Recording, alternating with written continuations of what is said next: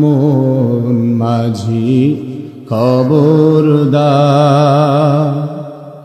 3.5 হাত নৌকারে মাঝি, মন মাঝি রে ঘন ঘন জোড়া,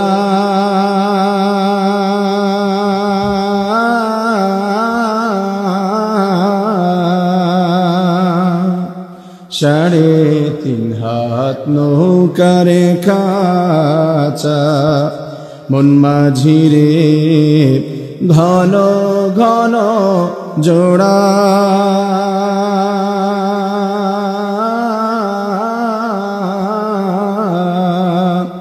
সেই নৌকা খান বাইতে আমার তো মন মাঝি রে হার হইল গোড়ারে, মন মাঝি খবরদার, আমার তোরি যেন বেড়ে না, আমার নৌকা যেন ডুবে না, মন মাঝি খবরদার, আমার তোরি যেন বেড়ে না, আমার নৌকা যেন ডুবে না, মন মাঝি খবরদার।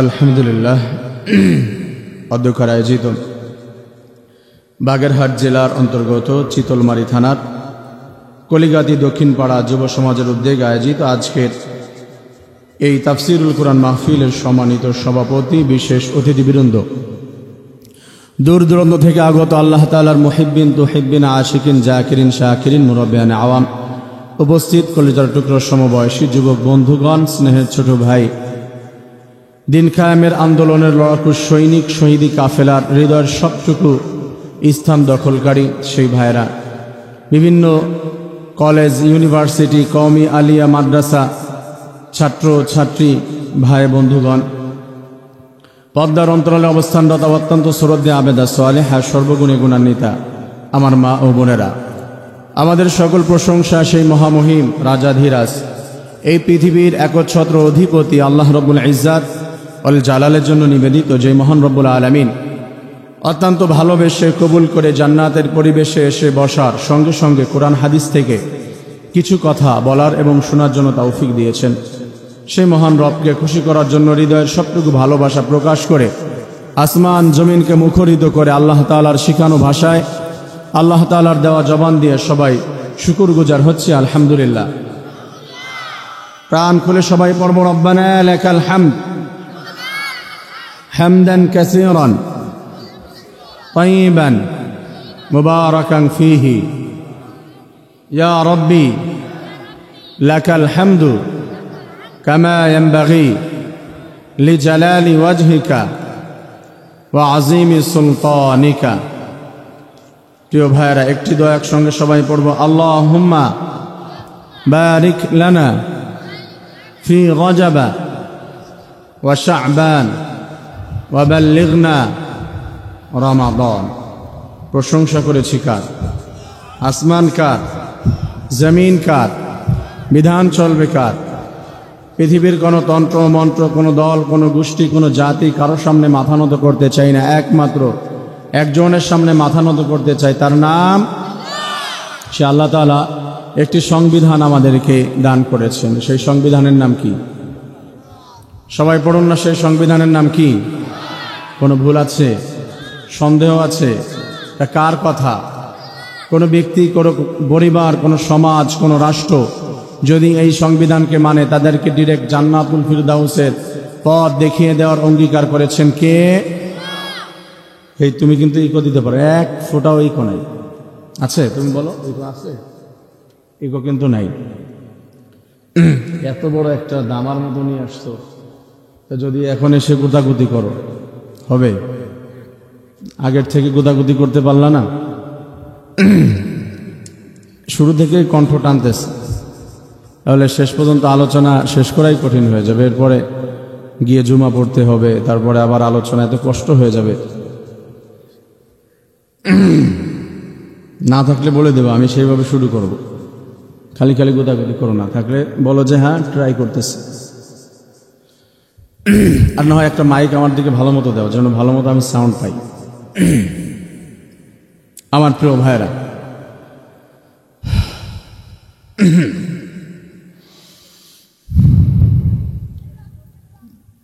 আর বক্স ভালো না হলে কণ্ঠ আরো উল্টা টানে, তখন হয় কি বুক শুকিয়ে যায়, নিঃশ্বাস ছোট হয়ে যায়। আর নয় পুরো বক্স মক্স সব অফ করে দিয়ে তোমার ধামা রাখো, এমনি মাইকে দাও বা একটা মাইক আমার দিকে ঘোরায় দাও, সেটাই ভালো হবে। ওটা ন্যাচারালি ভালো সাউন্ড হবে। দিতে না পারো এগুলো অফ করে দেওয়া। আমি আলোচনায় প্রবেশ করতেছি, আমি আর কথা বলবো না। আজ এই মাহফিলের জন্য আপনারা খুশি না বেজার? সবাই খুশি?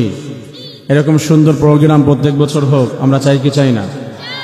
আপনাদের সেই ছোট্ট ইরাদ আলী, যার নতুন একটি নাম চাচ্ছে যে সুন্দর হচ্ছে না বা আরও বেশি সুন্দর হয়, আবরার সুন্দর একটি নাম চুজ করেছে।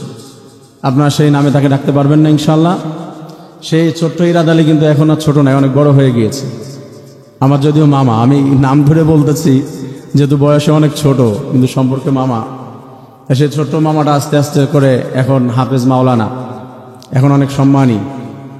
সে ছোট হোক আর বড় হোক, যদিও এলমের দিক দিয়ে আমিও তো এই একই পর্যায়ে বা আরও বড়, সেজন্য আমি নাম ধরে বললাম। তবে আমাদের যাদের একবারে কাছের না, স্বাভাবিকভাবে মুফতি সাহেব, মাওলানা সাহেব, হাফেজ সাহেব এভাবে একটু সম্বোধন করলে আল্লাহও খুশি হয়ে যাবে। পারবো না ইনশাল্লাহ?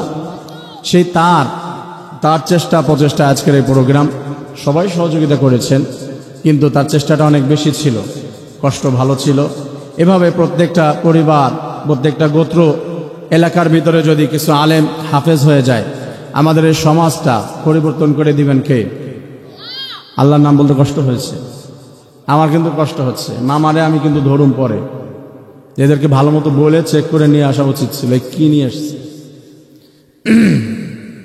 দেখেন, কতক্ষণ কথা বলছে, কণ্ঠ টানতেছে। গত রাত্রে কিন্তু এই ক্যামেরাম্যান সাক্ষী, রাত 1:45 বাজে, শ্রোতা নামতে দিবে না, 3 ঘন্টার কাছাকাছি গলায় ভালো সাপোর্ট দিয়েছে। বাগেরহাটে, মোড়লগঞ্জে, এখানে সাউন্ড ভালো ছিল, আলোচনা করতে পারছি ভালো মতো। আর এখানে যে টাইম দেওয়া হয়েছে, আমাকে মনে হয় সেই টাইমও পারবো কিনা গ্যারান্টি নাই। আমরা কথা বলবো কোন গ্রন্থ থেকে? কথা বলে না। কোন গ্রন্থ থেকে? আপনারা এখানে যারা এসেছেন বা এই প্যান্ডেলের মধ্যে আছেন, সংখ্যায় অনেক কম। অনেক সময় তাবলীগের আলোচনা করতে গেলে এর থেকে বেশি লোক মসজিদে জড়ো হয়ে যায়। এরপর আমার মসজিদের ফার্স্ট ফ্লোরে, নিচতলায়, এর থেকে কমপক্ষে 20 গুণ মুসল্লি থাকে। আপনার সংখ্যায় অনেক কম, আশপাশে অনেক ভাইয়েরা দাঁড়িয়ে আছে, ভাবতেছে একটু ভাব বুঝি, ভাব ভালো মনে হলে ভিতরে যাবো, আর না হয় বাড়ি চলে যাব, এটা ভাব বুঝতে চাচ্ছে। তা আমরা চেষ্টা করব তাদেরকে কোরআনের বাণী দিয়ে আমাদের কাছে টেনে আনার জন্য, আর কোরআন থেকে সুন্দর সুন্দর কথার মাধ্যমে আমরা পরিবর্তন হওয়ার চেষ্টা করব। আল্লাহ তাআলা তৌফিক দান করুক, আমিন। আরো জোরে পড়ে আমিন। প্রিয় ভাইরা, আমি একটি আয়াত তেলাওয়াত করেছি মহাগ্রন্থ আল কোরআনুল কারীমের মধ্যে। আল্লাহ রাব্বুল আলামিন এ ব্যাপারে 7 জায়গায় ডাক দিয়েছেন। এই যে সামনে আমাদের মহৎ একটি ইবাদতের মাস আসছে এবং আল্লাহ তাআলার কাছাকাছি পৌঁছানোর যে মাধ্যমগুলি, তার মধ্যে একটি হচ্ছে রোজা। সে রোজার মাধ্যমে আল্লাহ তাআলা কি চায়? লাআল্লাকুম তাত্তাকুন, যেন তোমরা আল্লাহ রাব্বুল আলামিনকে ভয় করতে পারো, তাকওয়া অর্জন করতে পারো। এর থিম হচ্ছে, মূল হচ্ছে তাকওয়া অর্জন করা, আল্লাহ তাআলার ভীতি অন্তরের মধ্যে সেট করে নেওয়া। আমরা রোজা শুরু করে দিব সে তাকওয়া রেখে। সে তাকওয়ার ব্যাপারে আমরা আজকে আলোচনা করব এবং শুনব। আমি কিন্তু এদিক ওদিক দিয়ে কথা বলে আধা ঘন্টা প্রায় কাটিয়ে ফেলেছি। আমার সম্মানিত বাগেরহাটের মুসলিম ভাইয়েরা, আল্লাহ রাব্বুল আলামিন রোজার মাধ্যমে আমাদের কাছ থেকে যেটা চাই সেটা হলো মুসলমানেরা যেন তাকওয়া অর্জন করতে পারে, আল্লাহ তাআলার ভয় অন্তরের মধ্যে সেট করতে পারে। আল্লাহ তাআলাকে যেন ভয় করে কাজ করতে পারে। কারণ তাকওয়া অর্জন ছাড়া, মুত্তাকি ছাড়া, ইমানদার ছাড়া, আল্লাহ তাআলার ভয় ছাড়া জান্নাতে যাওয়া সম্ভব হবে না। আমরা যদি এখানে প্রশ্ন করি এখানে মুত্তাকি কারা আছেন, একজনের হাতও নিচে থাকবে না। যদি প্রশ্ন করি কাফের কে কে আছেন, কেউ হাত তুলবে না। মুশরিক কে আছেন, কেউ হাত তুলবে না। মুনাফিক কে আছেন, কেউ হাত তুলবে না। আমরা সবাই দাবিদার। আল্লাহ তাআলা যেহেতু বলেছে মুত্তাকিকে আল্লাহ তাআলা পছন্দ করেন, আল্লাহ রব্বুল আলামিন কুরআনুল কারীমের শুরুতেই বলে দিয়েছেন হুদাল লিল মুত্তাকিন। আল্লাহু আকবার। আয়াহাদিন লিল মুত্তাকিন।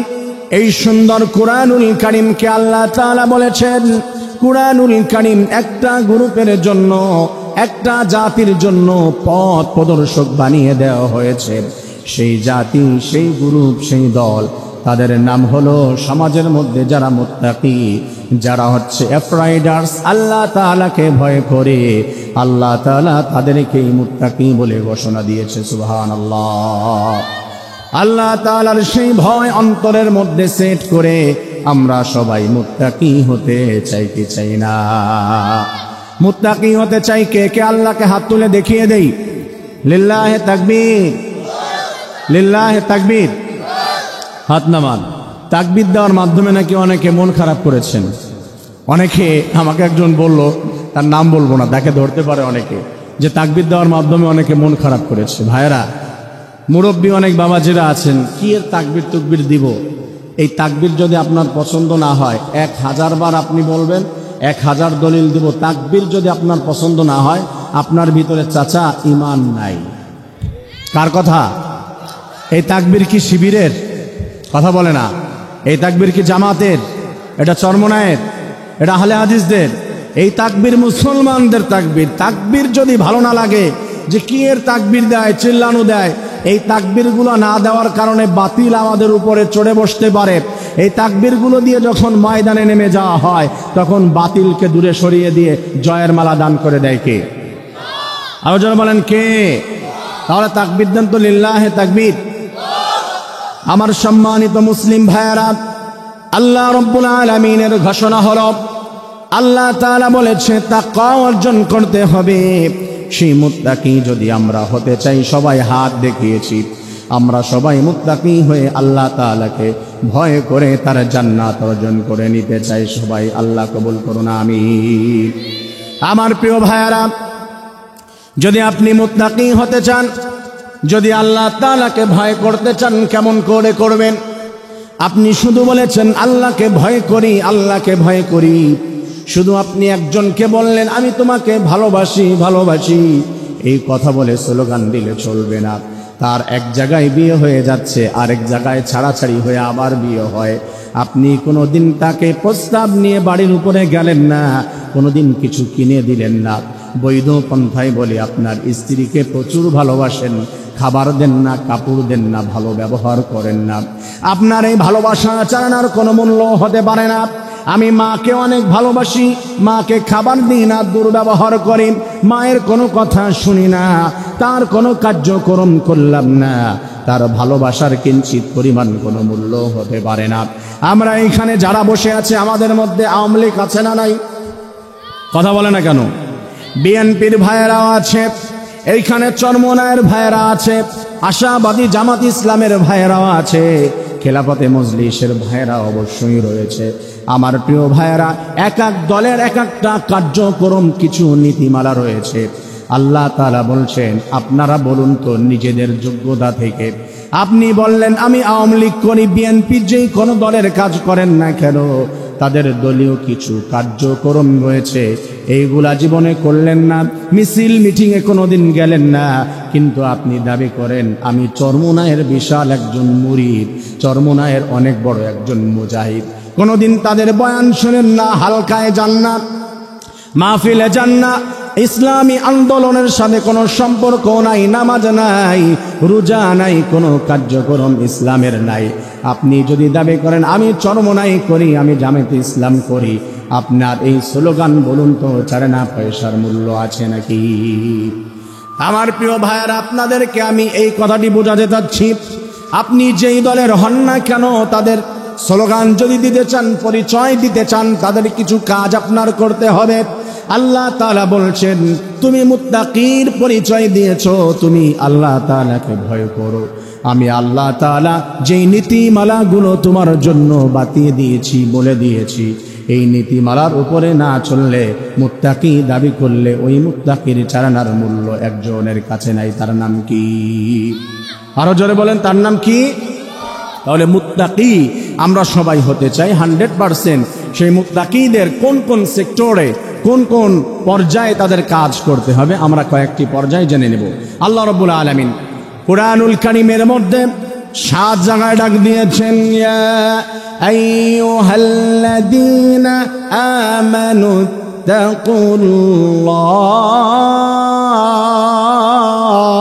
তাকুল্লাহ। আর জোরে আল্লাহু আকবার। আমার প্রিয় ভাইয়েরা, অ্যারাবিক গ্রামারের মধ্যে গেলে আপনারা ভালো বুঝবেন না সবাই। ইয়া আল্লাহ তাআলা ডাক দিয়েছে হরফে নিদা দিয়ে, ইয়া আইয়ুহা শব্দ বৃদ্ধি করেছে, আল্লাযীনা আবার শব্দ বৃদ্ধি করেছে, তারপরে বলেছে আমানু ঈমানদারেরা, ইত্তাকুল্লাহ একজনকে ভয় করো, তার নাম কি? আরবির মধ্যে শব্দ যখন বৃদ্ধি হয়ে যায়, অক্ষর বৃদ্ধি হয়, তাকিদ বেশি বোঝানো হয়। আল্লাহ তাআলা ডাক দিল, হে ঈমানদারেরা। ডাক দিয়েছেন কে? হে ঈমানদারেরা। ঈমানদার আল্লাহ তাআলাকে ভয় না করলে কি ঈমানদার হওয়া যায়? কথা বলে না। আল্লাহকে ভয় না করলে ঈমানদার হওয়া যায়? তাহলে আল্লাহ রাব্বুল আলামিন আমাদেরকে বলল, ঈমানদারেরা আল্লাহকে ভয় করো। ঈমানদারেরা আল্লাহকে ভয় করো। এই এর থেকে করা যাবে না, চেষ্টা আরো করবা। এটা অফ করে দাও, মাইক ঘুরাই দাও আমার দিকে, এটা অফ করে, তোমার এটাতে কাজ হবে না। এই খালি খালি এই দুটো আনবা না, আর এর বিল দিবা না, আরো জরিমানা করবে। এই যে 2টা বক্স আনছে জন্য সময় নষ্ট করছে, এই অফ করে দাও, আমার দিকে মাইক দাও। হে ঈমানদারেরা আল্লাহ তাআলাকে ভয় করো। আমার দিকে মাইক দিতে হবে, যাও গিয়ে মাইক ঘুরাই দাও। আল্লাহ তাআলাকে ভয় করো। আমরা জানি আল্লাহকে ভয় না করলে তো ঈমানদারের পরিচয় কিভাবে হলো? বললো ঈমানদারেরা আল্লাহকে ভয় করো। আমার প্রিয় ভাইয়েরা, তাহলে আমরা কি আল্লাহকে ভয় না করে ঈমানদার হয়েছি? এই প্রশ্ন যদি আমরা বলি, তাহলে ব্যাখ্যা হবে আমার প্রিয় ভাইয়েরা, আল্লাহ তাআলা বলেছে হে ঈমানদারেরা আল্লাহকে ভয় করো, তার মানে এই পর্যায়গুলি ভয় না করলে, তাকওয়া অর্জন না করলে পরিপূর্ণ ঈমানদার হওয়া যাবে না, পরিপূর্ণ মুত্তাকি হওয়া যাবে না। আল্লাহ তাআলা আমাদেরকে বলেছে ইত্তাকুল্লাহ, আল্লাহ তাআলাকে ভয় করো। আমার প্রিয় ভাইয়েরা, আমরা সব ঈমানদার আল্লাহ তাআলাকে ভয় করে মুত্তাকি হতে চাই কি চাই না? আগেই আমরা অঙ্গীকার করেছি, স্বীকারোক্তি দিয়েছি, মুত্তাকি সবাই হতে চাই। আল্লাহ তাআলা বলছে মুত্তাকি যদি তোমরা পরিচয় দাও, তোমাদের কয়েকটি পর্যায়ে কাজ করতে হবে। তার মধ্যে কুরআনুল কারীমের 1 নাম্বার যেখানে আল্লাহ তাআলা ডাক দিয়েছেন, ওই আয়াতটি আমি একটু পরে বলবো, না হয় অনেকেই মন খারাপ করতে পারে। কারণ শুরুতেই যদি কারো বিরুদ্ধে লেগে যায় এই কোরআনের কথা, হয়তো বা অনেকে মন খারাপ করবে। কারণ কোরআনের কথা শুনলে আপনাদের মন খারাপ হবে নাকি? মন খারাপ হবে? তাহলে আগেই বলবো না একটু পরে বলি? আল্লাহ তাআলা যদি আগে বলছে, আমার এটাকে হিকমত খাটিয়ে দ্বিতীয়তে বলার রাইটস আমাকে দেওয়া হয় নাই, তবুও আলোচনার সুবিধার্থে আমি দ্বিতীয়বারে বলছি। আল্লাহ তাআলা বলছে ইয়া আইয়ুহাল্লাযীনা আমানুত্তাকুল্লাহা হাক্কা তুকাতিহি ওয়া লা তামুতুন্না ইল্লা ওয়া আনতুম মুসলিমুন। আল্লাহু আকবার। হে ঈমানদারেরা আল্লাহ তাআলাকে ভয় করো হাক্কা তুকাতিহি, যেভাবে ভয় করার দরকার। ওয়ালা তামুতুন্না ইল্লা ওয়া আনতুম মুসলিমুন, যেভাবে ভয় করার দরকার সেভাবে ভয় করো। প্রিয় ভাইরা, ভয় করার মতো ভয় করো। তার মানে ব্যাখ্যা কেমন হতে পারে? ভয় করার মতো ভয় বলতে কি বোঝায়? যেভাবে দরকার সেইভাবে তুমি ভয় করো। আপনাদেরকে এক্সাম্পল দেই। আমার এখান থেকে টিস্যুটা যদি বক্স থেকে বের করতে চাই, শক্তি আমার ব্যয় হবে কি হবে না? শক্তি আমার ব্যয় হবে। এই টিস্যু বের করার জন্য যতটুকু শক্তি ব্যয় করেছি, এতটুকু শক্তি দিয়ে যদি আমি এই মগ উঁচু করতে চাই তাহলে পারবো নাকি? কথা বলে না। আমি এই মগ উঁচু করতে পারবো না। টেবিল যদি টি টেবিলটা এখান থেকে সরাতে চাই, যতটুকু শক্তি ব্যয় করতে হবে, এতটুকু শক্তি দিয়ে যদি আবার আমি টিস্যু বক্সটি এইভাবে ধরি, ছিটকে চলে যাবে। তার মানে টিস্যু বক্স ধরার জন্য একটু শক্তি যতটুকু আপনার ব্যয় করতে হবে, টেবিল ধরার জন্য আরো বেশি। এই মগ ধরার জন্য যেই শক্তি, তার থেকে কম শক্তি টিস্যু বের করার জন্য। যেইখানে যতটুকু দরকার তার থেকে বেশি দিলে সমস্যা হয়ে যাবে। আল্লাহ তাআলা বলছে শর্টকাট এক্সাম্পল হলো, যেইখানে যতটুকু দরকার সেইখানে ততটুকু সেইভাবেই দিয়ে তুমি একজনকে পরিপূর্ণভাবে ভয় করো। তার নাম কি? আল্লাহ তাআলাকে ভয় করতে হবে পরিপূর্ণভাবে, যেভাবে আল্লাহ তাআলা ভয় করতে বলেছে। তার আল্লাহ তাআলা আরো এক্সপ্লেইন, আরো ব্যাখ্যা সামনের দিকে করে দিয়েছে কিভাবে আল্লাহ তাআলাকে ভয় করতে হবে। ওয়ালা তামুতুন্না ইল্লা ওয়া আনতুম মুসলিমুন। ওয়ালা তামুতুন্না, তোমরা মৃত্যুবরণ করবে না। যারা আরবিক গ্রামার বোঝে তারা সহজে বুঝবে। আল্লাহ তাকিদ দিয়েছে, শোনো, কোনো অবস্থাতেই মৃত্যুবরণ করবে না। এদিকে মাইক, এটা কি এদিকে? দুই দিকে। এদিকে দেওয়া সম্ভব হচ্ছে না, প্যান্ডেলের দিকে। এই আচ্ছা, যা হওয়ার কপালে তাই। আচ্ছা, এই তোমার ইকোমিকো ছাড়া স্বাভাবিকভাবে দিতে পারবো না বক্স দুটো? হ্যাঁ, দেও তো দেখি, ভয়ের যেন না টানে। দেখো ভালো মতো সেটিং দিও।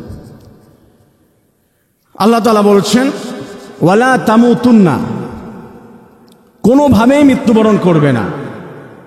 আমার প্রিয় ভাইরা দেখেন, খোসা দিল এই জায়গায়, সাউন্ড বাড়লো কিন্তু এসে মাইকে, তার মানে মাইকের সাউন্ডও আটকানো।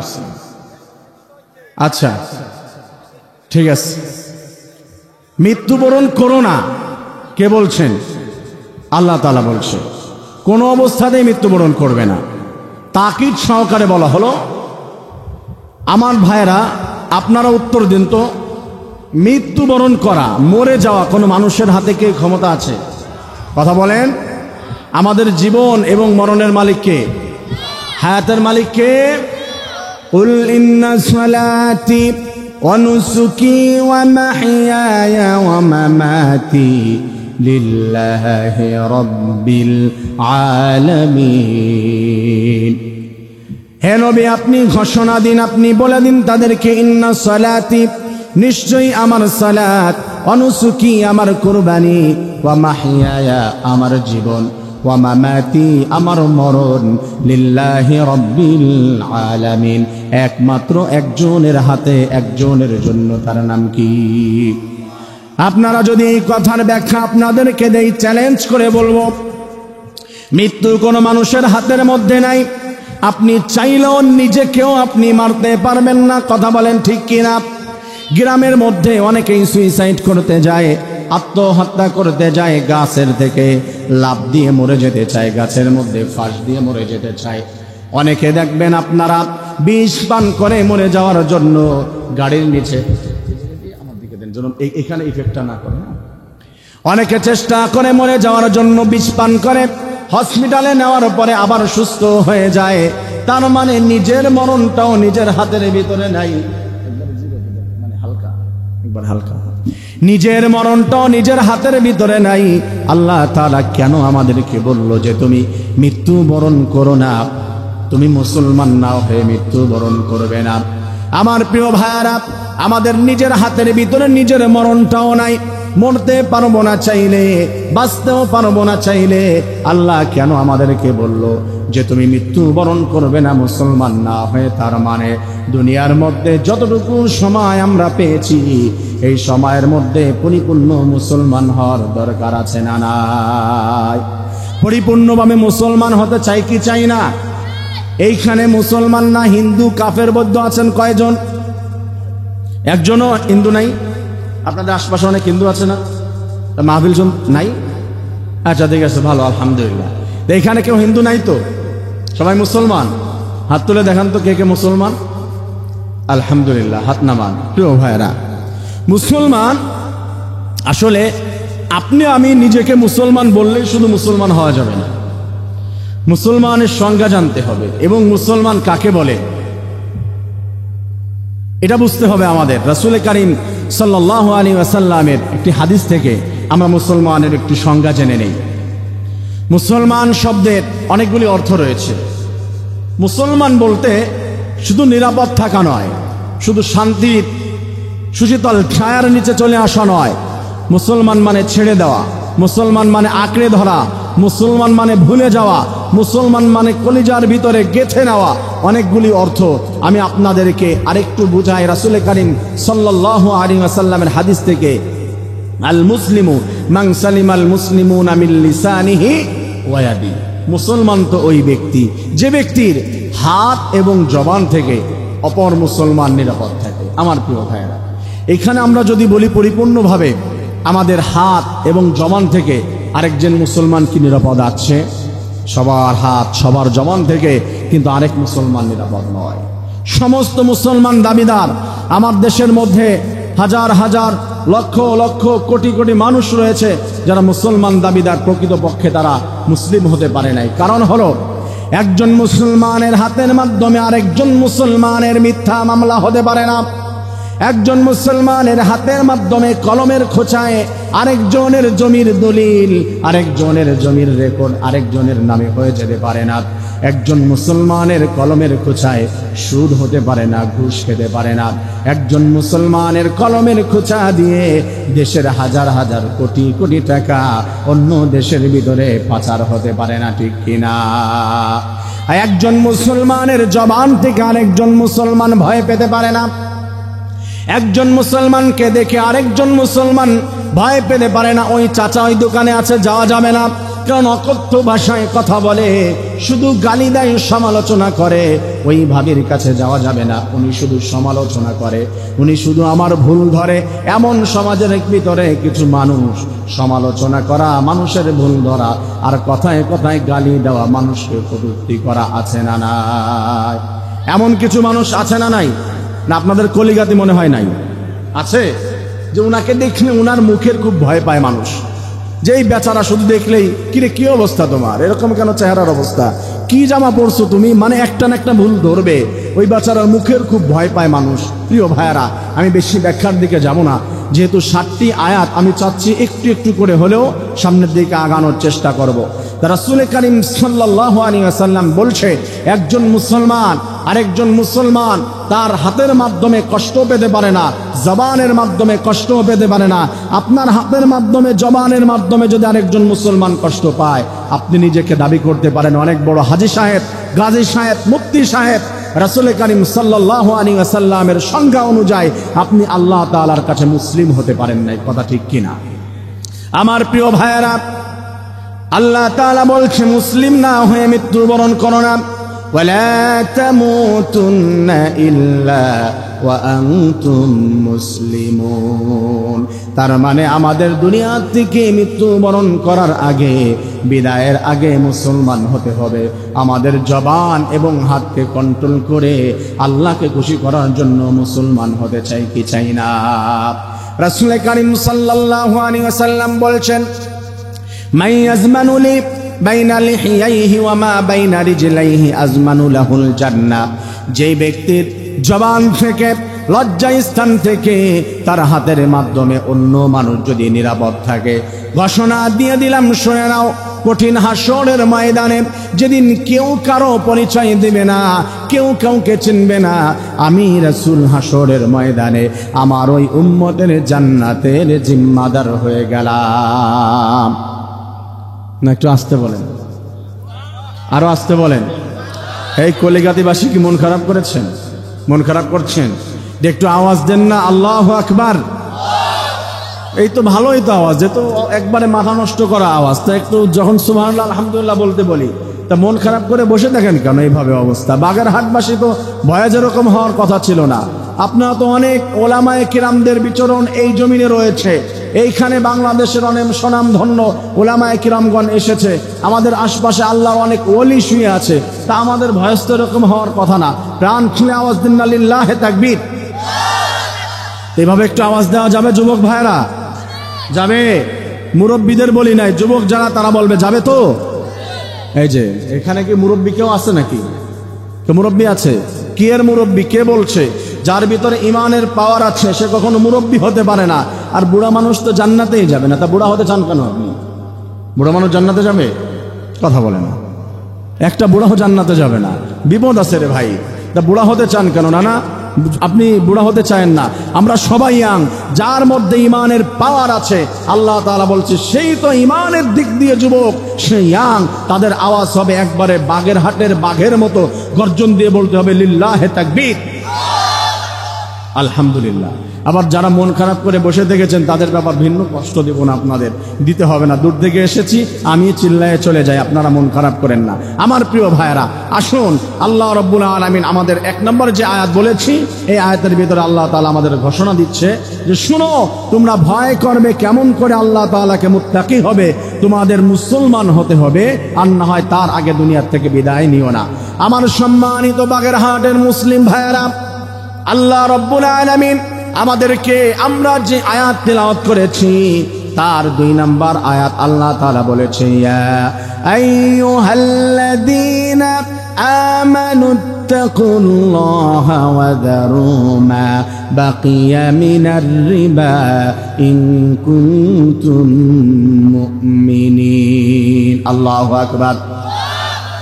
আমি যে আয়াতটি কোরআনের শুরুর দিক দিয়ে এসেছে 2 নম্বরে বলেছি, মন খারাপ করতে পারেন তার জন্য, যেহেতু বলেছেন মন খারাপ করবেন না তার জন্য আমি এই আয়াতটি 2 নম্বরে বলে দিলাম, যদিও ছিল 1 নম্বরে। আল্লাহ তাআলা বলছে, ঈমানদারেরা তোমরা আল্লাহ তাআলাকে ভয় করো। কেমন করে ভয় করবে? ওয়াদারু, ছেড়ে দাও, মা বাকিয়া মিনার রিবা, যেই সুদের অংশ তোমার মানুষের মধ্যে রয়েছে, যেই সুদের কার্যক্রমের ভিতরে তোমার অংশগ্রহণ রয়েছে, সেই কার্যক্রমগুলা ছেড়ে দাও। মা বাকিয়া মিনার রিবা ইন কুনতুম মুমিনিন, যদি তুমি চাও আল্লাহ তাআলার কাছে মুমিন হয়ে যাবে।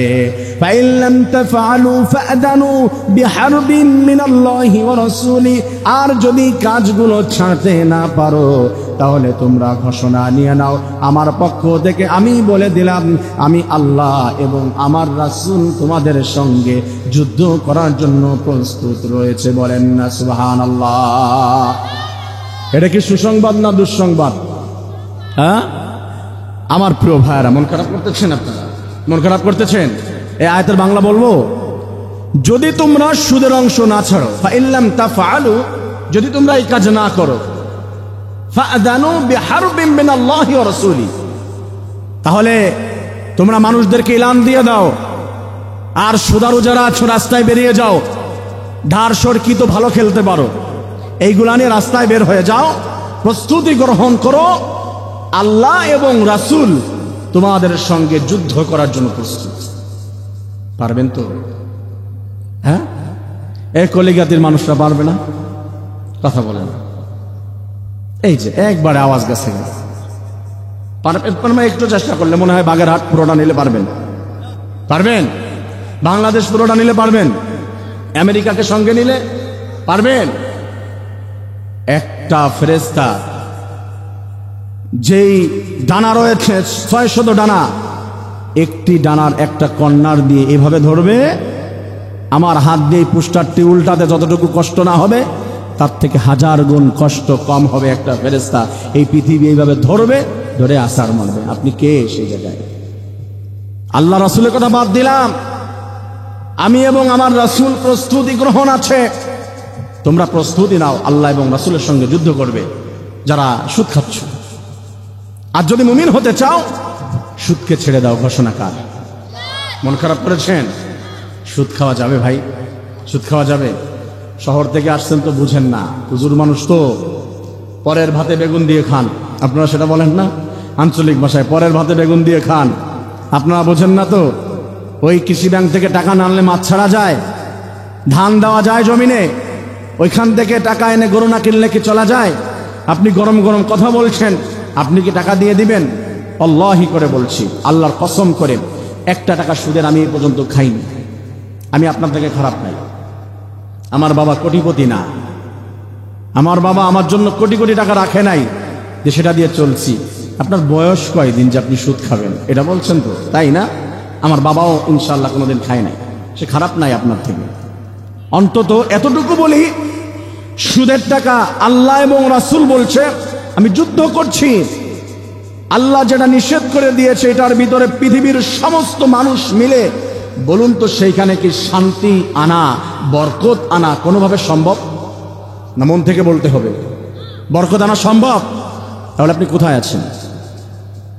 আল্লাহ বলছে আমি বরকত দিব না সুদের মধ্যে। আপনি চেষ্টা করছেন সুদের মধ্যে বরকত আনবেন। আপনি না খাইতে খাইতে মরে যান না, সুদের টাকা ধরেন নাই আপনি। আল্লাহ তাআলা চাইলে আপনি না খেয়ে মরে যাবেন, সুদ থেকে দূরে থাকবেন। আল্লাহ চাইলে আপনাকে শহীদের মর্যাদা দিয়ে হাসরের ময়দানে আপনাকে বিনা হিসাবে জান্নাত দান করে দেবেন। আপনি আমাকে যত কথা বলবেন আমি প্রত্যেকটি কথা কোরআন হাদিস দিয়ে ফিরিয়ে দেব, লজিক দিয়ে ফিরিয়ে দেব। আপনি পারবেন না, আপনি দলিল দিবেন তো আমাকে। ও কত দেখলাম ওরকম, কত হুজুর। কোরআন কি কখনো মিথ্যা হবে? কথা বলেন না, মিথ্যা হবে? আল্লাহকে যদি মানতে হয়, বিশ্বাস করতে হয়, এই কথা মানতে হবে যে সুদের মাধ্যমে কখনো সমাজের ভিতরে শান্তি আসতে পারে। তাহলে আমরা সেই সুদ ছেড়ে দিতে চাই কি চাই না? আমরা যারা সুদ খাই, সুদ ছেড়ে দেবো কে কে?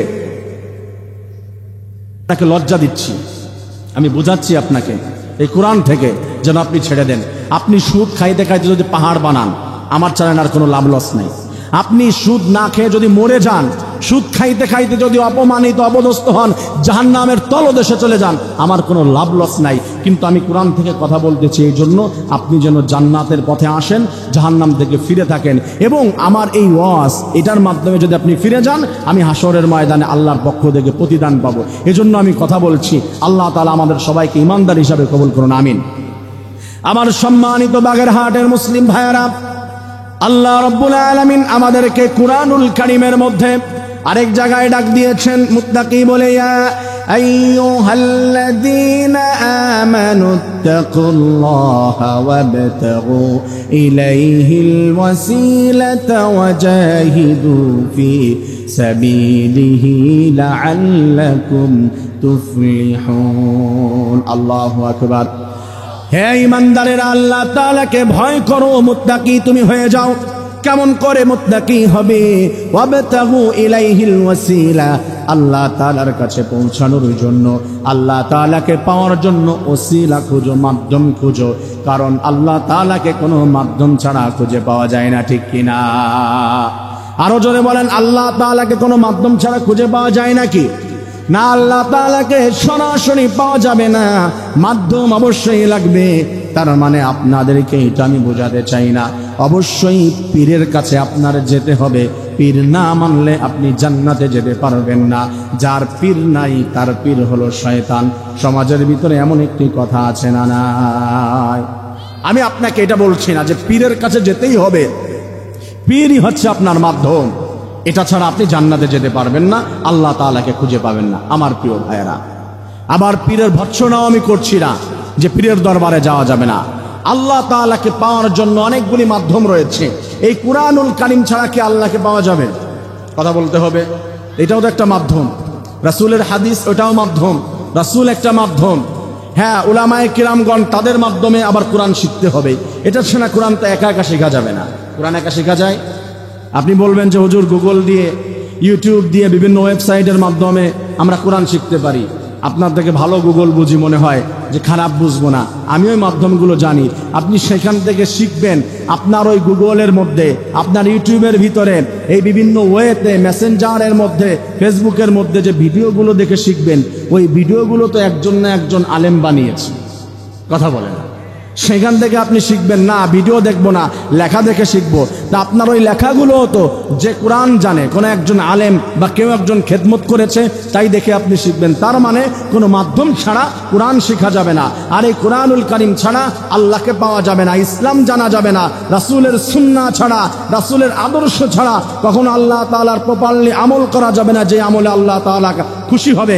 আমার প্রিয় ভাইরা, তার জন্য আল্লাহ তাআলাকে পাওয়ার জন্য বিভিন্ন মাধ্যম ধরার দরকার আছে না। আপনাদেরকে উৎকৃষ্ট একটি মাধ্যমের কথা আমি জানিয়ে দেই। রাসূল কারীম সাল্লাল্লাহু আলাইহি ওয়াসাল্লাম বলেছেন, আকরাবু মা ইয়াকুনুল আবদু মির রাব্বিহি ওয়া হুয়া সাজিদুন ফাআকসিরুদ দুআ। আকরাবু সুপারলাটিভ ডিগ্রি, ইসমে তাফজিল। আকরাবু একবারে নিকটবর্তী হয়ে যায়। মা ইয়াকুনুল আবদু বির রাব্বিহি, তাহার রবের একবারে কাছাকাছি হয়ে যায় কোন বান্দা। ওয়া হুয়া সাজিদুন, যখন সেই বান্দা সিজদার মধ্যে চলে যায়। রাসূল বলেছে, সিজদার ভিতরে যাওয়ার পরে আল্লাহ তাআলার কাছে প্রাণ খুলে কম কম চাও নাকি বেশি বেশি চাও? রাসূলের ঘোষণা, নামাজের মধ্যে কম চাইবো না বেশি চাইবো? কথা বলে না, কম না বেশি? আপনাদের কষ্ট হচ্ছে? হ্যাঁ, চলবে আলোচনা, তা আওয়াজ দেন না কেন? না ভাব এরকম, ভাবি এরকম, হাসে না কান্দে, চেহারার অবস্থাই এরকম।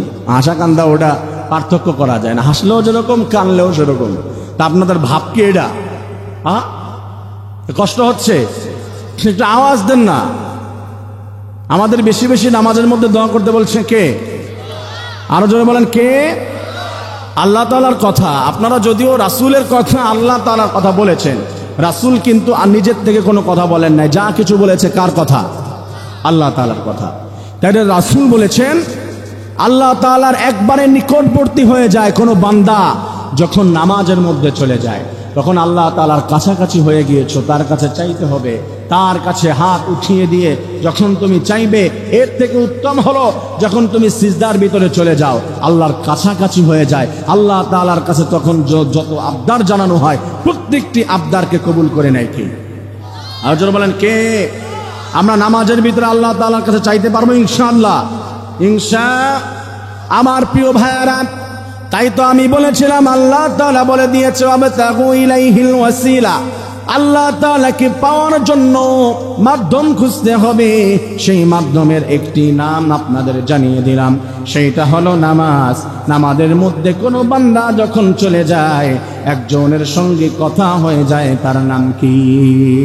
বান্দা যখন নামাজের মধ্যে সূরা ফাতিহা তিলাওয়াত করে, এক একটি আয়াত তিলাওয়াত করে, আর এক একবার আল্লাহ তাআলার সঙ্গে কনভারসেশন হয়ে যায়। আল্লাহ তাআলা বলেছে, আমি যখন বলি আমার সঙ্গে পড়েন আলহামদুলিল্লাহি রাব্বিল আলামিন, আমি বলি সমস্ত প্রশংসা আল্লাহ তাআলার জন্য প্রশংসা করলাম।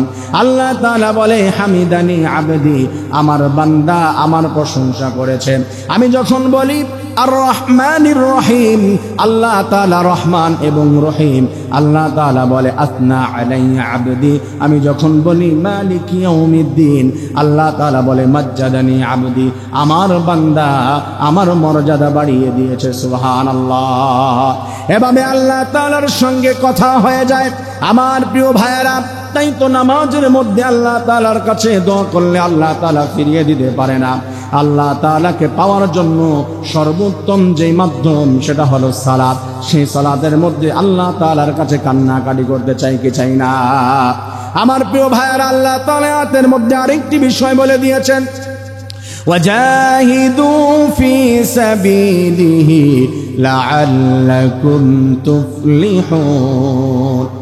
হে মুত্তাকি যারা হতে চেয়েছো, মুত্তাকিদের গুণ তুমি অর্জন করতে চাও, তাহলে তোমার আমার পক্ষ থেকে ঘোষণা হলো, এই আয়াতের মধ্যে দুইটি বিষয় বলে দিলাম।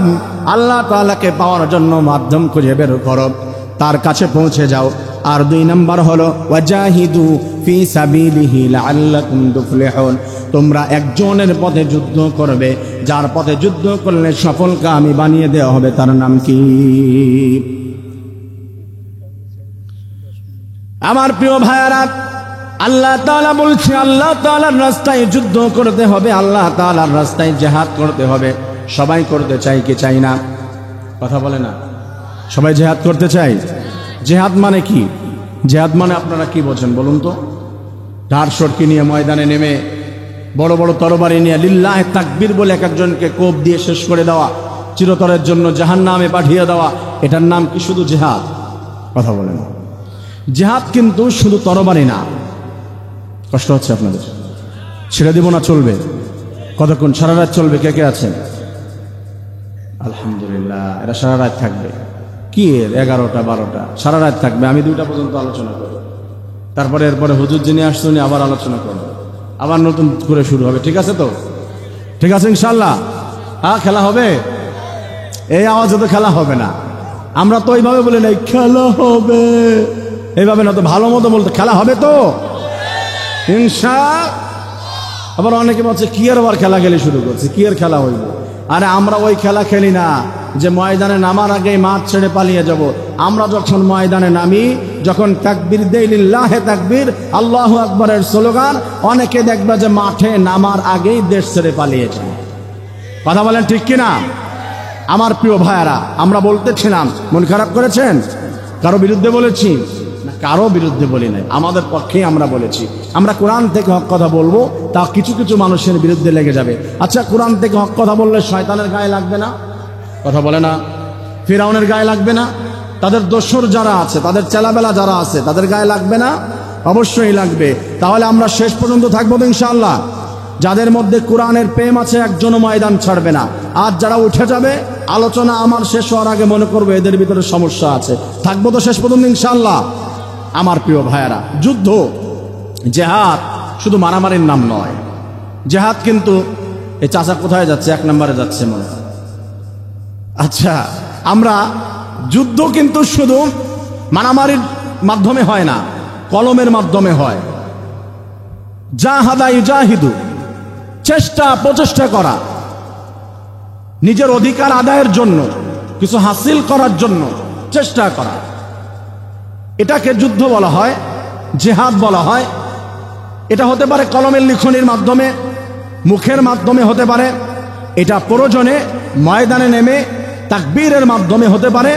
ময়দানে সেখানে নেমে যাওয়ার পরে প্রয়োজনে আমাদের হাতের ভিতরে লাঠি অথবা তরবারি ধরারও প্রয়োজন হতে পারে। কথা বলেন ঠিক কিনা? আমার প্রিয় ভাইয়েরা, আমরা সবাই যুদ্ধ করতে চাই। অনেক চাচাজি মন খারাপ করতেছে, হুজুর এই আলোচনা আমাদের কাছে চলে না, কারণ আমরা বুড়া হয়ে গিয়েছি, আমরা আর যুদ্ধ করতে চাই না, আমরা গ্রামের মানুষ, দায়িত্বগুলো আমাদের মধ্যে নাই।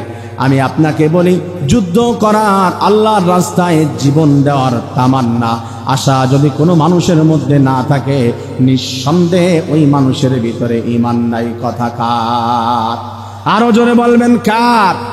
আপনার জীবন চলে না, আপনি হাঁটতে পারছেন না, তারপর আপনার মনের ভিতরে বাসনা থাকতে হবে। গাজওয়ায়ে হিন্দ শুরু হয়ে যাবে, হিন্দুস্তানের সাথে যুদ্ধ শুরু হয়ে যাবে, আমরা আল্লাহ তাআলার রাস্তায় যুদ্ধ করার জন্য নেমে যাব। এবং যদি আমাদের প্রয়োজন হয়, তাহলে আমাদের জীবনটাকে একজনের পথে দিয়ে দেব, তার নাম কি? এই ইচ্ছা যদি আপনার অন্তরের মধ্যে না থাকে, তাহলে কি সে ইমানদার হতে পারবে? তাহলে সবার ভিতরে আমাদের ইচ্ছা রাখার দরকার আছে না নাই?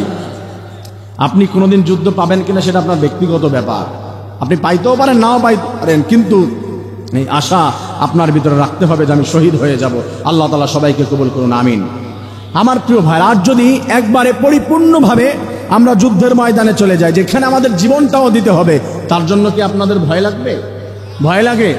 আমি চাই, আল্লাহি, আল্লাহর কসম করে বলছে, আল্লাহ তুমি আমাকে আমার যুদ্ধের ময়দানে গিয়ে যেন যুদ্ধ করতে করতে তোমার রাস্তায় আমি শহীদ হতে পারি, তুমি কবুল করে নাও, পারেন না? আমিন। আমি মন থেকে চাই, আপনি চান কিনা জানি না। কারণ ভাই, মৃত্যুর যন্ত্রণা যেই ভয়ঙ্কর হবে, সেই ভয় আমার অন্তরের ভিতরে আছে, আপনার মধ্যে আছে তো? আমি চাই যুদ্ধের ময়দানে যাব, আমি জীবনটা আল্লাহ তাআলার রাস্তায় দিয়ে দিব, দুনিয়া থেকে বিদায় নিতে আমার কিঞ্চিত পরিমাণ কোনো কষ্ট হবে, এটা আমার পরিপূর্ণ বিশ্বাস আছে। একটা ছোট্ট পিপিলিকা কামড় দিলে একটা মানুষের অন্তরের মধ্যে যেই পরিমাণে ব্যথা অনুভব হয় শরীরের মধ্যে, একজন মানুষ আল্লাহর রাস্তায় যখন জীবন দিয়ে দেয়, এই কোরআন সাক্ষী, ওই মানুষটা আল্লাহর রাস্তায় জীবন দেওয়ার সময় পিপিলিকায় কামড় দিলে যেই ব্যথা পায় এতটুকু ব্যথা অনুভব করে। আর আসতে বলেন সুবহানাল্লাহ। তাহলে সে কে না চায়? মৃত্যুর সময় চোখ বড় বড় হয়ে যায়, মুখ থেকে ফানা বের হয়ে যায়, বুক শুকিয়ে যায়, অনেকে হা করে মৃত্যুবরণ করে, ছটফট করতে করতে চিৎকার করতে করতে মৃত্যুবরণ করে, কতই না কষ্ট হয়। আর আমি যুদ্ধের ময়দানে গিয়ে যদি কোনো কষ্ট ছাড়াই দুনিয়ার থেকে বিদায় নিতে পারি, কে না আছে এটা চায়? সবাই চায় না? তা আমরা আল্লাহ তাআলার রাস্তায় যুদ্ধ করতে চাই কি চাই না?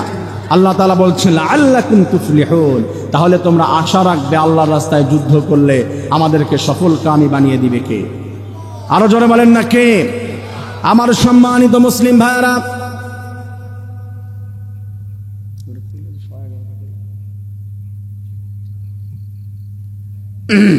আমরা থাকবো তো ইনশাআল্লাহ শেষ পর্যন্ত? কষ্ট হচ্ছে না তো? আচ্ছা আসুন আর একটু সামনের দিকে যাই। আল্লাহ রাব্বুল আলামিন আমাদেরকে বলে দিয়েছেন, শুনুন, ইয়া আইয়ুহাল্লাযীনা আমানুত্তাকুল্লাহা ওয়াল তানজুর নাফসুম মা কদ্দামাত লিগাদ ওয়াত্তাকুল্লাহ। আর যে আল্লাহু আকবার। আমি শেষের দিকের আয়াত তেলাওয়াত করেছি। আল্লাহ তাআলা বলছে, ঈমানদারেরা আমি আল্লাহ তাআলাকে ভয় করো। ইত্তাকুল্লাহ, কেমন করে ভয় করবে?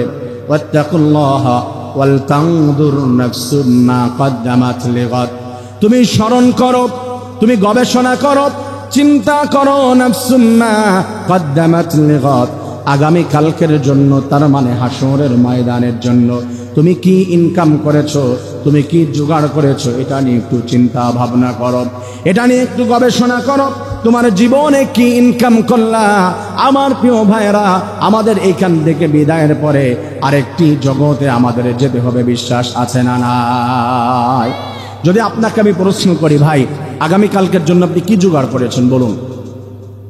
আগামী কালকের জন্য আপনার কি জোগাড় হয়েছে বলুন? এখন যদি মৃত্যুবরণ করেন কি খাবেন বলেন তো? কবরে গিয়ে কি খাবেন? হাসরের ময়দানে দাঁড়িয়ে কি খাবেন? জান্নাতে যে আপনি যেতে চান, কি এত ইনকাম করেছেন যে আপনি জান্নাতে গিয়ে সেটা ভোগ করবেন? এটা একটু গবেষণা করেন, চোখ বন্ধ করে দিয়ে যে আমার কি ইনকাম হলো। আমার প্রিয় ভাইয়েরা, দুনিয়াটা আমি একটু এক্সাম্পল দেই বাজারের সঙ্গে মিলিয়ে। এখান থেকে সাধারণভাবে বাজার করার জন্য আপনারা কোথায় চলে যান? কোথায় যান? কলিগাতি বাজারে, বারাসিয়া বাজারে। আপনি মনে করেন 500 টাকা নিয়ে বাজারে আপনি গিয়েছেন, আমিও গিয়েছি। 500 টাকা মাথার মধ্যে ভালো মতো রাখবেন। আপনার হাতের মধ্যে 500 টাকা, আমার হাতের মধ্যে 500 টাকা। এইটা নিয়ে বাজারের মধ্যে আমরা চলে গেলাম, দুইজনেই বাজারে ইন করলাম। আপনার বাড়ির মধ্যে মেহমান, আমার বাড়ির মধ্যেও মেহমান, অনেক গুরুত্বপূর্ণ শ্বশুর বাড়ির থেকে মেহমান এসেছে। বাজারের ভিতরে ঢোকার সঙ্গে সঙ্গে চটপটির দোকানে আমি বসলাম, ভিআইপি চটপটি 50 টাকা, সঙ্গে একজন বন্ধুকে নিয়ে খেয়ে ফেললাম, 100 টাকা চলে গেল। বাজারের ভিতরে ঢুকে দেখলাম শ্রীপুরি ঔষধ বিক্রি করতেছে। বাজার কিছুই করলাম না, আপনি ঘুরে ঘুরে আগে আগে বাজার করেছেন, একটু দেরি হলে সমস্ত সবজিগুলো নষ্ট হয়ে যাবে, পাওয়া যাবে না। বাজার ভর্তি করে ফেলেছেন, 2 হাত ভর্তি বাজার, 2 হাত ভর্তি বাজার করে আপনি একটু আগে দেখে গেলেন চটপটি খাই, আর একটু পরে আবার ঘুরে এসে দেখলেন হোটেলের ভিতরে দই একটা নিয়ে, চিড়া নিয়ে ইচ্ছা মতো খাচ্ছি, হাত এই পর্যন্ত ঢুকিয়ে দিয়ে আপনার 2 হাত ভর্তি করা বাজার। আর আমি টাকাগুলো শেষ করেছি, 1 টাকাও হাতের ভিতরে নেই। ওইখান থেকে ভ্যানে আসব, এই টাকাটাও আমার হাতের মধ্যে নাই। আমার আরেকজনের থেকে 10 টাকা ধার করে এক দোকান থেকে নিয়ে আসব। আমার প্রিয় ভাইয়েরা, ছোট্ট এক্সাম্পল আপনাদেরকে বাজার দিয়ে দিলাম। আপনি বলুন তো, আপনি বাজারে গিয়ে 500 টাকার বাজার করলেন, হয়তো ক্লান্তি এসেছে, এক গ্লাস 10 টাকা দিয়ে শরবত খেয়েছেন, আর কিছুই খাইলেন না। আপনি সমস্ত টাকা দিয়ে ব্যাগ ভর্তি করে বাজার নিয়ে বাড়ির দিকে রওনা দিয়েছেন। আর আমার মতো হতভাগা কপাল পোড়া, আমি টাকা দিয়ে আরাম আয়েশ করে বন্ধুদের নিয়ে আড্ডা দিয়ে সিগারেট খাইলাম, বিড়ি খাইলাম, চা খাইলাম, চটপটি খাইলাম, সব খেয়ে শেষ করে দিলাম। বলুন তো চালাক আপনি নাকি আমি চালাক? আপনারা তো মনে হবে একবারে বলদের ঘরের বলদ। তার মানে সব টাকা দিয়ে আপনি শেষ করে দিয়েছেন। আমি ব্যাগ ভর্তি করে বাজার করেছি, কি এর চালাক? আপনারও চালাকের কাতারেই দাঁড় করানো যায় না। আপনি একটু ভাবুন, দুনিয়ার মধ্যে আপনি এসেছেন, আর দুনিয়া মাজরাতুল আখিরাত, দুনিয়া আখিরাতের ক্ষেত স্বরূপ। এখান থেকে বাজার করে নিয়ে যাবেন, ক্ষেত করে কি নিয়ে যাবেন, কি ফসল নিয়ে যাবেন? ওইটাই তো কবরের মধ্যে, হাসরে ময়দানে গিয়ে জান্নাতের মধ্যে আপনি ওইটাই খাইবেন। তাহলে আপনি কি বাজার করেছেন? এই বাজারের মধ্যে একজন নামাজ আদায় করে, এইখানে এসে একজনে হজ করে, যাকাত দেয়, কোরআন তেলাওয়াত করে, তাসবিহ তাহলিল, জীবন পরিবর্তন করে দিল। সব শুধু আখিরাতের জন্য গোছাচ্ছে, আর আপনার কিছুই নাই। আপনি যা ইচ্ছা তাই করে বেড়াচ্ছেন, আখিরাতের জন্য কোনো ইনকাম আপনি করতেছেন না। আমার প্রিয় ভাইয়েরা, বাজারের ভিতরে গিয়ে ইচ্ছা মতো টাকা দিয়ে খাওয়া ব্যক্তি যেমন করে নির্বোধ, আর সেই ব্যক্তিটা চাইলে বাড়ির থেকে আবার টাকা নিতে পারবে। আপনি যে দুনিয়ার থেকে আমল করলেন না, পরকালের জন্য কি করেছেন চিন্তা করলেন না। ওই বাজারের নির্বোধের ব্যক্তির থেকেও যে আমল করে না, সে তার থেকেও বড় নির্বোধ, ঠিক কিনা? কারণ তার সুযোগ আছে, সে চাইলে এখান থেকে আবার টাকা নিতে পারবে বিকাশের মাধ্যমে। কবরের ভিতরে আপনার যে চাচা, যেই বাবা যে চলে গিয়েছে, কি কোনোদিন ফোন দিয়েছে রে বাবা? আগে তো বিকাশের সিস্টেম ছিল না, আগে তো এই পদ্ধতি ছিল না, এখন তো আমাদের দেশে নাকি বিকাশ এসেছে, আমাকে তো ফেরেশতারা পিটায়, তুই আমার জন্য বিকাশ করে কিছু টাকা পাঠিয়ে দে, কিছু আমল পাঠিয়ে দে, আমার জন্য এইটা পাঠিয়ে দে। কোনো সুযোগ কি আছে? কথা বলেন, আছে? আমার প্রিয় ভাইরা, তাই আগামীকাল অর্থাৎ হাসরের জন্য, জান্নাতের জন্য, কবরের জন্য আমরা কি করব, এই সামান আমাদের গোছানোর দরকার আছে না? সেটা আপনার ভাবতে হবে, গবেষণা করতে হবে, কল্পনা করতে হবে যে কি করলাম আর কি করি নাই। চোখটা বন্ধ করে দেখবেন আপনার কিচ্ছুই নাই। চোখটা একটু, আমি সব সময় বলি, প্রত্যেক রাতের বেলা মানুষ যেমন করে, অনেকে ব্যবসায়ী আছে এখানে দোকান দেয়, সারা দিন শেষে হিসাব করে কয় টাকার কি বিক্রি করলো, কত লাভ লস হলো, আছে না? আপনি দিন শেষে একটু দেখবেন কি করলেন, কত টাকা আয় করেছেন, কত টাকা ব্যয় করেছেন, কত আমল করেছেন, আর বদ আমল কতটুকু করেছেন রাতের বেলা। আল্লাহ তাআলা তাই বলছে, ওয়াল তানদুর নাফসুম মা কদ্দামাত লিগাদ, আগামী কালকের জন্য তুমি কি রেখেছো, এটা একটু গবেষণা করো। হে ঈমানদারেরা, ইত্তাকুল্লাহ, আল্লাহ তাআলাকে ভয় করো। কেমন করে ভয় করবে? তোমার এই চিন্তা ভাবনা মাথার মধ্যে রাখতে হবে যে কি করেছো আগামীকালকের জন্য। আমার প্রিয় ভাইয়েরা, এই চিন্তা যদি কোনো মানুষের মধ্যে থাকে যে হায় হায় আমি কি করলাম, আমি তো ব্যক্তিগতভাবে নিজেকে যদি বলি, এখন ইনস্ট্যান্ট এই সময় যদি প্লাস মাইনাস করি, আমি আবুল কালাম আজাদ মাদানী, আল্লাহ তাআলা যদি দয়া না করে, আমার মতো নাদান, আমার মতো নাচিস, আমার মতো গুনাহগার, আমার মতো পাপিষ্ট বান্দা আল্লাহ তাআলার দয়া ছাড়া জান্নাতে যেতে পারবে না। আপনি জানেন আপনি কোথায় যাবেন? আল্লাহর দয়া ছাড়া জান্নাতে যাওয়া যাবে? কথা বলেন, যাওয়া যাবে? জান্নাতে যাওয়া যাবে না। প্রিয় ভাইয়েরা, আমাদের সেই চিন্তা রাখার দরকার আছে না? আরো জোর বলেন, রাখার দরকার আছে না নাই? আল্লাহ তাআলা সেই চিন্তা আমাদের মধ্যে ঢুকিয়ে দিক। পড়েন না আমিন? আরো জোর পড়েন আমিন। এই চিন্তা যদি কোনো মানুষের মধ্যে থাকতো, ওই মানুষটার অপরাধ করতে পারতো না। সম্মানিত মুসলিম ভাইয়েরা, কষ্ট পাচ্ছেন আপনারা? আর একটু যাবে আলোচনা, যাবে ইনশা। এরপরে হুজুর আসবে, হুজুর আসলে আমি ইনশাআল্লাহ ছেড়ে দিব, আমি বেশিক্ষণ নিব না। আমার পরে আলোচনা করার কথা ছিল, যেহেতু নিয়ম অনুযায়ী রেখেছিলেন প্রধান বক্তা, কিন্তু আমি টাইম একটু সেভ করতে চাচ্ছি, ঢাকায় যেতে হবে, এই জন্য চেয়েছি আগে আলোচনা করি, তারপরে আমি চলে যাই, এরপরে হুজুর আলোচনা করুক, এটা চাচ্ছিলাম। তো হুজুরকে নিয়ে আসলে আমি 2-4 মিনিটের ভিতরে ইনশাল্লাহ ছেড়ে দেবো। আমার প্রিয় ভাইয়েরা, আমাদের মা বোনদের জন্য প্যান্ডেল আছে নাকি?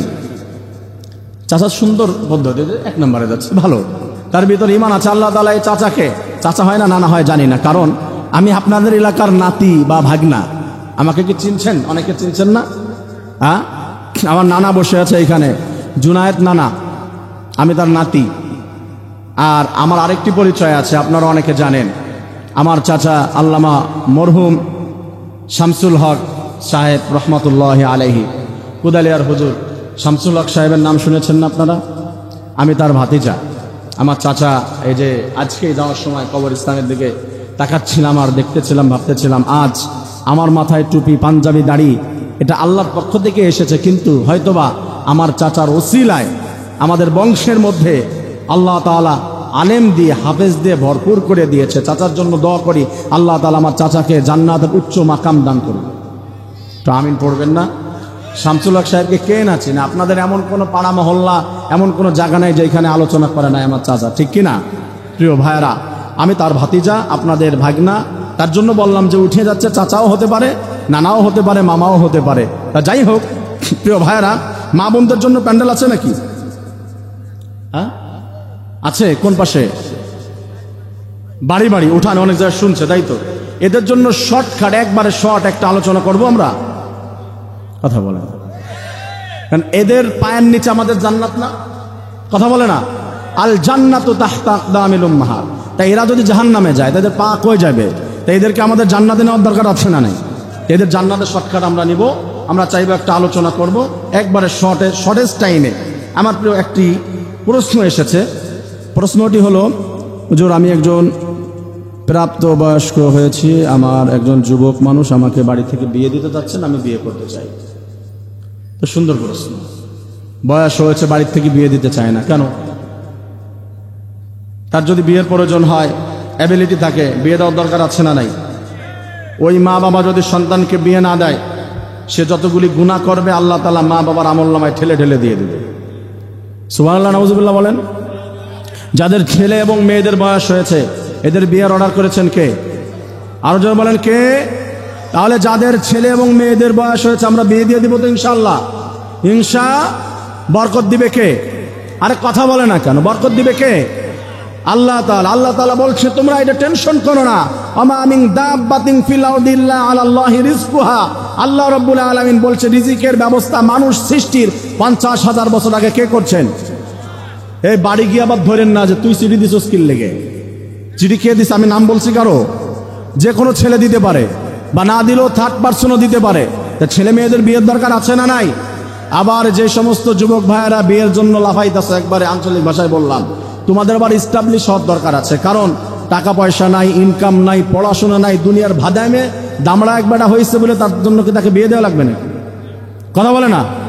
এটাও তো দেখতে হবে। বাবার ঘাড়ের উপরে নিজেই বসে খাচ্ছ, আবার আরেকটারে টেনে আনবা তার ঘাড়ের উপরে খাওয়ানোর জন্য। তোমার ইনকাম করার দরকার আছে, প্রতিষ্ঠিত হও, তাহলে তোমার এটা টেনশন করা লাগবে না যে চাচা হিনা কোথায়। হিনাকে তোমার খোঁজা লাগবে না। চাচা এবং হিনার মা শুদ্ধ তোমাকে খুঁজে নেবে। হ্যাঁ যুবকরা, কথা বলে না কেন? ঠিক কিনা?